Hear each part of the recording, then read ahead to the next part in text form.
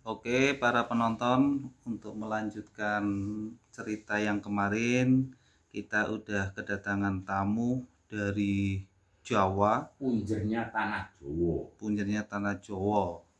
Mudah-mudahan dari kisah yang beliau ceritakan, nanti kita bisa mengambil hikmahnya di balik cerita itu. Pertama awal, perkenalkan dulu dengan siapa ini Bapak? Terima kasih. Assalamualaikum warahmatullahi wabarakatuh. Perkenalkan dulur-dulur. Tapi ojo lali ya, nanti di subscribe ya. Mantap, insya Allah. Insya Allah. Orang memanggil saya karena sudah putih, ya, cucu saya sudah 9, istri 1 yang sah, yang lain naudzubillah min dzalik, jangan ditiru ya. Nama saya orang menyebut Mbah Fauzi, asal saya Punjer Tanah Jawa. Oke, untuk melanjutkan tema di malam hari ini, kita ngebahas tentang barang antik, barang yang dicari orang, nggak tahu ada atau enggaknya, tapi banyak yang mencari barang itu. Untuk melanjutkan cerita ini, mari kita dengarkan beliau untuk mengutarakan pertama awal selama dia itu menekuni tentang mencari barang antik, bermula dari apa dulu ini Pak? Oke, jadi ini sekelumit aja, kalau diceritakan barang antik itu sampai subuh nggak rampung ya. Singkat cerita, orang tertarik dengan barang antik itu iming-iming duit yang MM-an, miliar-miliaran. Orang akan mesti bernafsu untuk memburu, mencari tanpa melihat waktu, tanpa memikirkan modal yang ada dalam pikiran. Saya segera mendapatkan barang yang dipesan dengan iming-iming nanti dijual miliaran. Prinsipnya gitu Om. Prinsipnya begitu ya? Iya, yang saya rasakan itu. Nah, sepengalaman Anda yang paling menarik di antara barang antik itu apa itu Pak? Ada 2. Yang satu mustikone delima ya, barangnya itu bukan merah delima tapi mustikannya merah delima. Barangnya itu warnanya justru putih bening kayak gel, itu 1 judo, besarnya itu kira-kira 1 biji timun. Itu pengalaman yang Kenapa saya katakan pengalaman? Bermula itu dari yaitu orang-orang dari merah delima. Lah saya malah menemukan yang namanya mustika delima di suatu daerah, letaknya di pinggir kali bekas. Manfaat dari mustika delima, kok konon orang-orang itu bergebu-gebu untuk mencari barang itu. Nah, itu manfaat khasiat yang tersembunyi di balik mustika delima itu apa itu Pak? Infonya, jika seseorang itu memiliki merah delima, katanya anti tembak, dia mencari rezeki juga gampang. Pokoknya lain dengan barang antik yang lain. Merah delima, apalagi mustikanya merah delima itu banyak sekali fungsinya dari segala hal, dari dagang ya kan, misalnya tentara mau berangkat, maaf, biar istilahnya anti tembak, kadang sama seseorang itu dipinjemin ya kan, dagang delalah. Kalau ya ini maaf, ini suatu hal yang perlu kita luruskan, bukan kita percaya pada, tapi justru pada benda ini yang paling menyesatkan bos. Jadi khasiat merah delima itu banyak sekali. Kalau keimanan kita kurang, bukannya kita percaya pada yang membuat merah delima, tapi percaya pada kekuatan merah delima. Itu mustika merah delima itu kalau dibuktikan itu benar-benar dia memancarkan cahaya atau warna atau gimana itu Pak? Jadi gini, yang saya lihat itu biasanya orang ngetes tuh pakai 7 gelas, 9 gelas, 11 gelas, jumlah gelas. Lah ini bukan gelas, kali berantas, bayangkan. Merah semua itu? Bukan merah ya, hanya radius sekitar 5 meter. Jadi 5 meter, begitu itu dimasukkan gunakan, nggak tahu dengan rafalnya apa, yang punya itu hanya sekitar setengah menit itu merah itu berkembang sekitar radius 5 meter merah semua. Oh gitu. Nah itu nggak tahu kenapa, nggak tahu apa, tapi kenyataan yang kita lihat seperti itu. Ya, untuk biar penonton bisa mengenal atau mengetahui tentang Mustika Merah Delima, pada saat ini tuh barangnya ada di mana, Pak? Insya Allah kalau sekarang ini berarti sudah sekitar sekian tahun ya, barangnya ada atau enggak.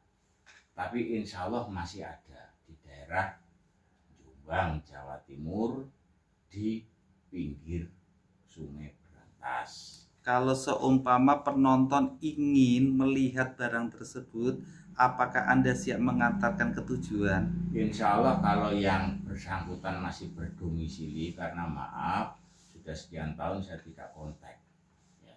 Itu alat insya Allah ada. Kenapa? Sebelum saya ke situ itu pernah, maaf ini, Bu Dewi Soekarno, istrinya Pak Karno itu sudah dibawain itu. Tapi ternyata sampai di sana hanya 1 malam, mau dilihat barangnya itu sudah balik lagi. Nah kalau memang yaitu katanya sih cocok-cocokan, artinya apabila memang dari barang itu dan dikehendaki oleh Allah, misalnya Bang Tommy bawakan kok. Jika itu nanti Mustika Merah Delima bisa ditunjukkan oleh Bapak, berapa sih Pak mahar yang harus dikeluarkan?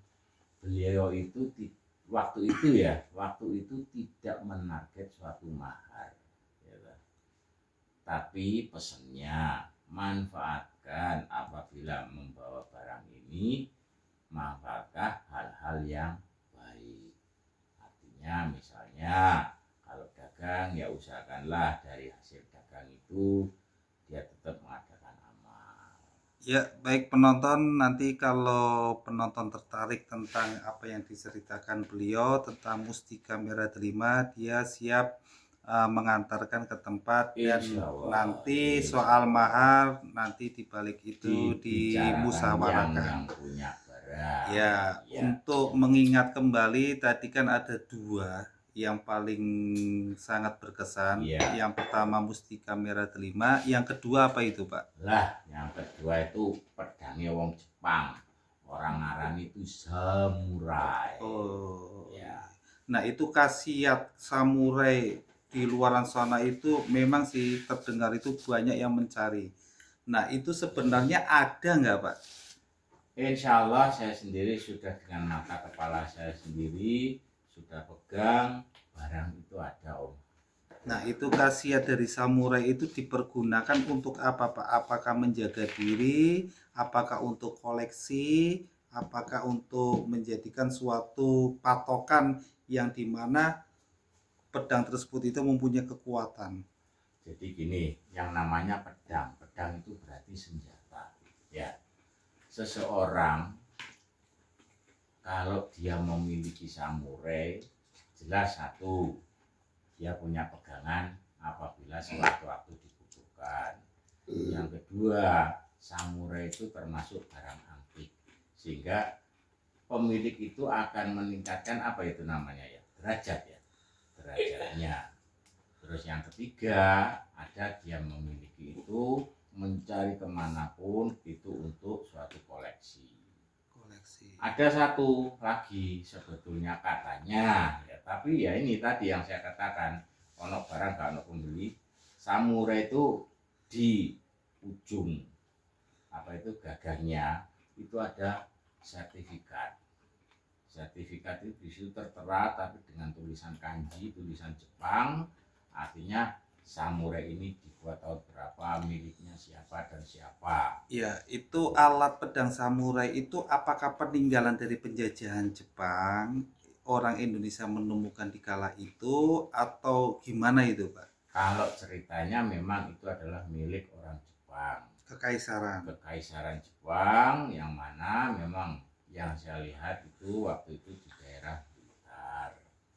Lah konon cerita barang itu ditemukan di sebuah sungai di bawah jembatan, ceritanya gitu Bang. Iya.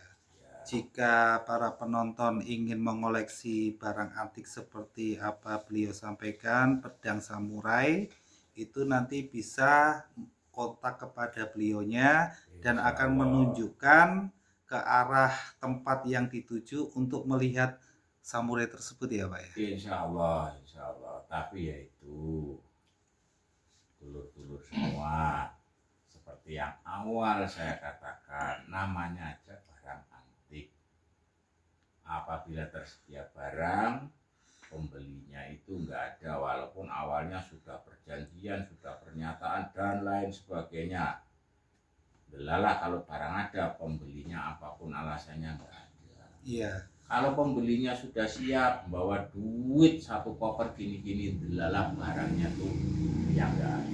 Itulah yang namanya antik. Kira-kira kalau itu ditemukan minta mahar berapa itu Pak? Waktu itu ya, itu 150 miliar Bapak. 150 miliar. Iya. Itu nanti kalau mau laku, yes, namanya orang sigar semongko. Oh gitu. Ya. Iya. Oke, terima kasih penonton. Jika nanti berkenan berminat bisa hubungi beliau. Oke. Nanti bisa di komentar di bawah tentang melanjutkan barang antik untuk menemukan nyata atau enggaknya nanti bisa di komentar. Ya, jangan lupa subscribe untuk menambah paseduluran. Oke? Oke. Gitu. Assalamualaikum. Waalaikumsalam.